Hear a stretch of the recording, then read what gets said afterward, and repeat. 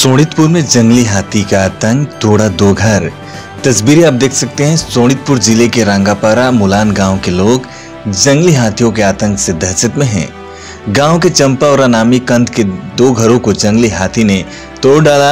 जैसे तैसे लोगों ने हाथी से अपनी जान बचाई। स्थानीय लोग ने वन विभाग से मदद की अपील की है।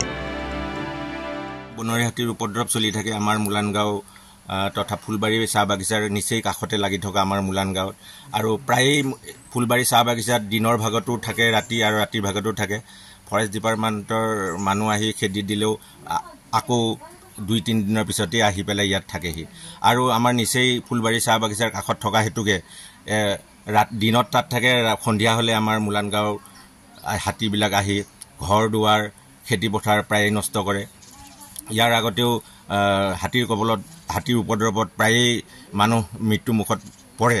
ইয়াৰে আগতে 2জন মৃত্যুমুখত পৰিছিল, এজন বুৰাম কন্ধ আৰু এজন সম্ৰাট হাতী। আৰু আমাৰ যি মুলান গাঁওবাসী ৰাইজ প্ৰায়ে উজাগৰে থাকিবলগীয়া হয় যি হাতীৰ উপদ্ৰৱ।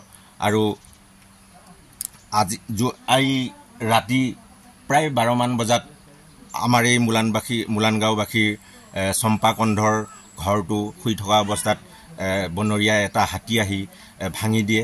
তেখেত শংকিত হৈ চিঞৰ বাখৰ কৰাত ওচৰ চুবুৰীয়া আহি কেনেবাকৈ পিছ দুৱাৰেদি তেখেতক উদ্ধাৰ কৰি মৃত্যুমুখৰ পৰা বচায়।